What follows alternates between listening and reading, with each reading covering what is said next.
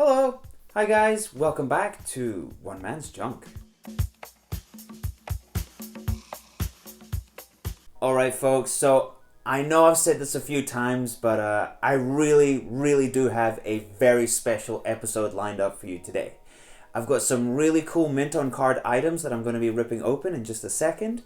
We're going to have a ultra informative action figure identification segment as always, but my finds of the day today, well, let's just say it's something that I have mentioned a few times. So make sure to stay tuned, make sure to watch till the end, because it's going to be something that's really special and something that you just don't see that often at all. So you don't want to miss it.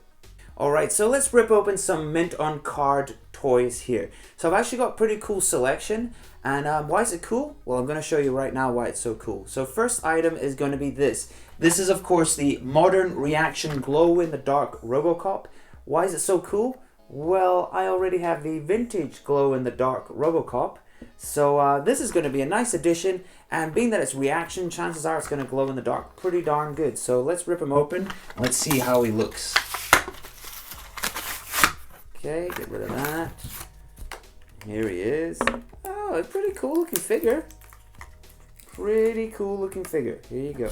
And look at this, he even comes with a little glow in the dark handgun here. So that's nice. Let's see the scale.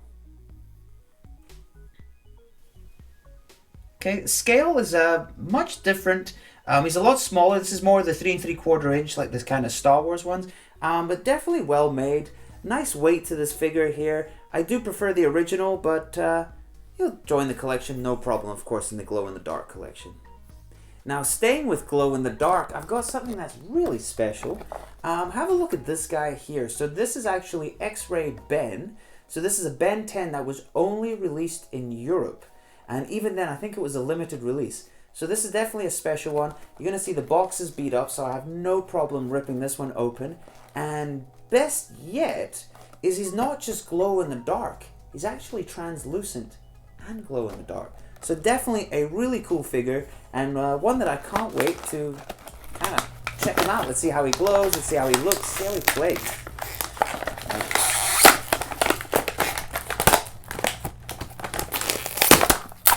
There we go.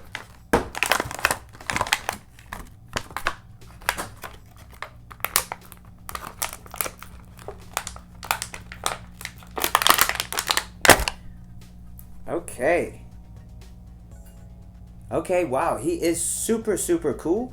So you're gonna see here, he's got like that kind of skeletal pattern all over his body. That's what glows in the dark. And then you're gonna see he's got translucent parts to him too. So he's really a 2-in-1. I mean, what more could you ask for? Glow in the dark and translucent. I mean, that's just like a dream combo, really. Great little figure. Now this last one, it's really special.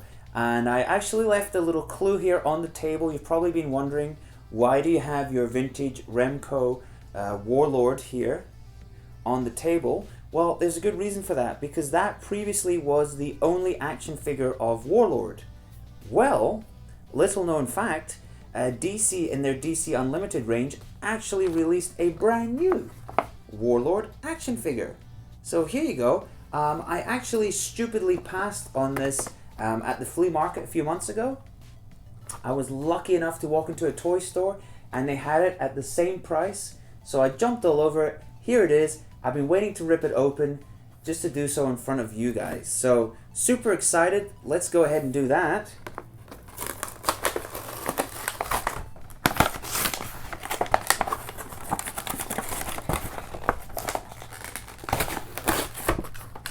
Okay.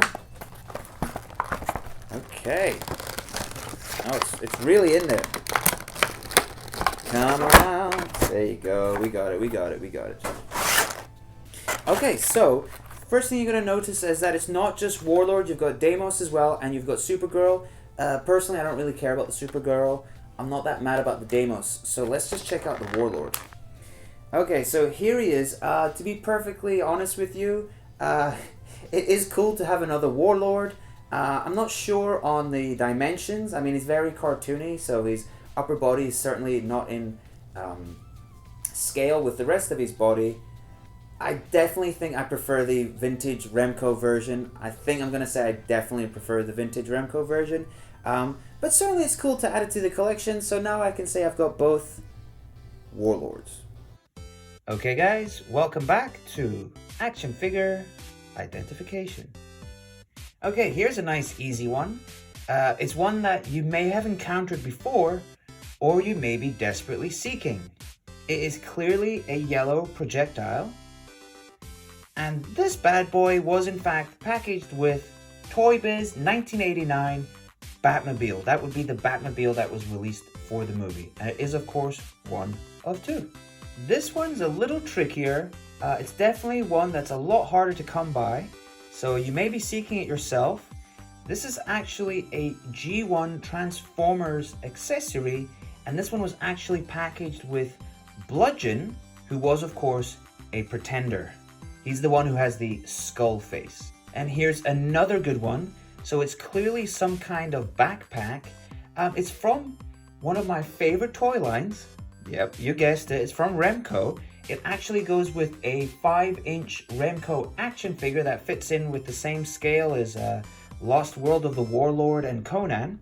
But this is actually from Team Sarge and the Bad Guys, which is basically the 5-inch version of the Sergeant Rock action figures by Remco. This one comes from a line that you wouldn't expect it to come from. In fact, it's a line that most people aren't aware that was packaged with accessories. This was packaged with Rock Lords and my favorite named character, Nugget, which is of course a term of endearment in Scotland. Get over here, ya big nugget. Hard to believe, but these two actually come from the same line. They are both vintage Kenner superpowers, except this one here was packaged with Calibac's Boulder Bomber, and this one here is actually the coattails for the Penguin. And very interesting, these coattails here are almost exactly the same as the later 1989 Toy Biz Penguin release, except to the trained eye it is possible to tell the difference. So first of all, you should be able to tell it's a different type of blue. This is a kind of richer blue. And then if we turn it over, you will see that these pins here are a lot thicker than the ones that were packaged with the 1989 Toy Biz. And you can see as well, this plastic is a higher quality plastic. It's a lot thicker and you can just feel it. It's definitely a higher quality. Okay, and let's end on a real zinger. So this is a really good, interesting one. I love the colors. That's what drew it to me. It looks very 90s, and well, it is. It's actually marked 1992 Louis Galob, so I wrongly assumed that it may have somehow belonged to the Z-Bots line or Micro Machines line. Well, with a little bit of research, I found that it actually belongs to a very obscure line, 1992, called RoboForce from Louis Galob. So definitely worth looking into. Like I said, it's a very interesting line. Unfortunately, it was rather short-lived. It's that time again, guys. It's time for Finds of the Day.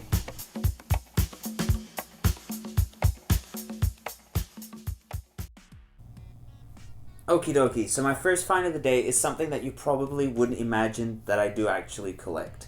So what we're looking at is, well, it's right here. It's the Mattel Simpsons 1989 line. This was, of course, the first Simpsons action figure line before the Playmates series that came out in the late 90s, which was quite extensive.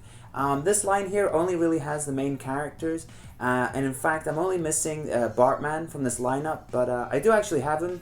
He's just up to no good somewhere. But the reason I'm pointing this out is because I actually finally picked up the main piece for this collection, which would be the TV set and the couch. So it's definitely a nice little piece.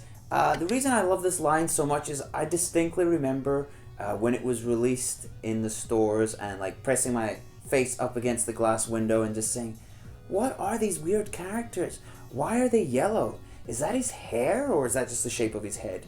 But regardless, very happy to have this finally with the couch, and my understanding is the couch has an action feature. great action feature. But certainly happy to have it, and now I can finally set up my 1989 Simpsons Mattel diorama scene. But of course, that's not all I picked up. I did manage to find some more additions for my Tamagora collection. That's these guys here. That is, of course, the Bandai Transforming Eggs. I did manage to get some really interesting ones though. For example, this one here is a panda. This one here is a giraffe. This one here is a Godzilla or Ultraman villain. This one here is a kind of weird sea creature or something like that. And finally, this one here is another kind of weird sea creature monster. So here you go, definitely some cool new additions to my Tamagora collection. Especially cool because you can plainly see that none of these were molds that were already used within the Masters of the Universe Meteorbs line. So definitely ones that I do not have that I'm delighted to add to my collection. Okay guys, now your patience is going to be rewarded with something spectacular. It is something that I've spoken about several times. It's something I've been hunting down for quite a while. I'd say, maybe at least 2 years now I've been looking for this piece. I cannot wait to hold it. I can't wait to show it off.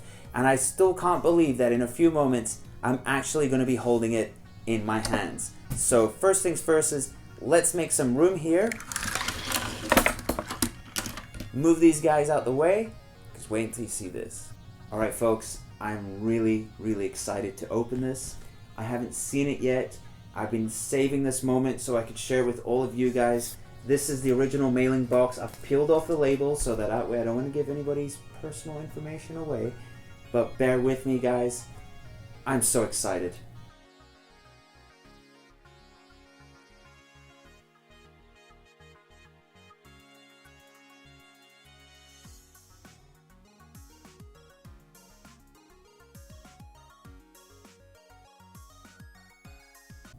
Okay, folks, I hope you're ready for this. I am so excited. If it's an empty box, I think I'm gonna cry, but I don't think it is. Oh boy.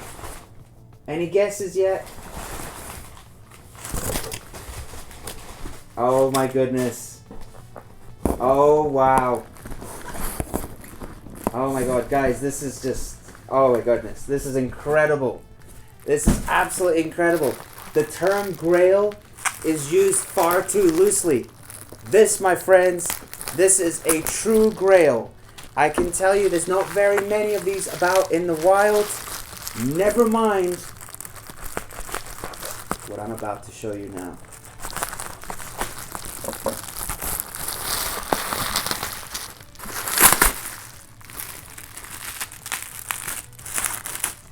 Guys, I'm being very gingerly with this. I am being very careful. Oh my goodness. Wow. Guys, wow. You cannot believe what I am looking at. But you will, because I'm going to show you. Look at that. Guys, a graded Jewel Thief from Conan Remco. Here it is. I can't believe I'm finally holding this in my hands. I finally own one. It's in my possession.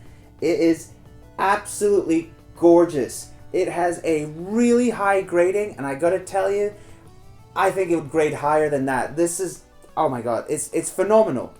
It is so cool.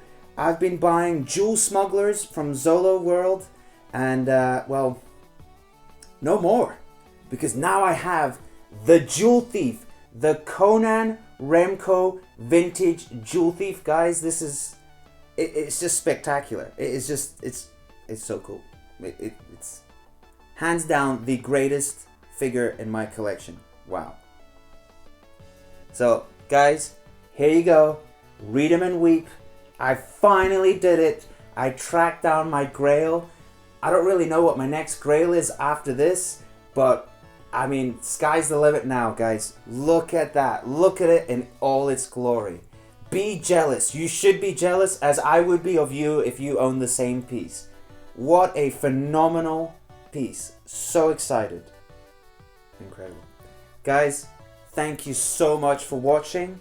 I was hoping to make this episode 50, but well, it arrived a little bit sooner, so here we are. finally, One Man's Junk, we've got our Jewel Thief. Guys, thank you so much for watching. Of course, this is not the end of One Man's Junk just because we got our Holy Grail here. There's so much more hunting to be done. There is so many more action figures to be found. So please make sure to like, share, and subscribe. And I'll catch you in my next episode. See you guys. Bye.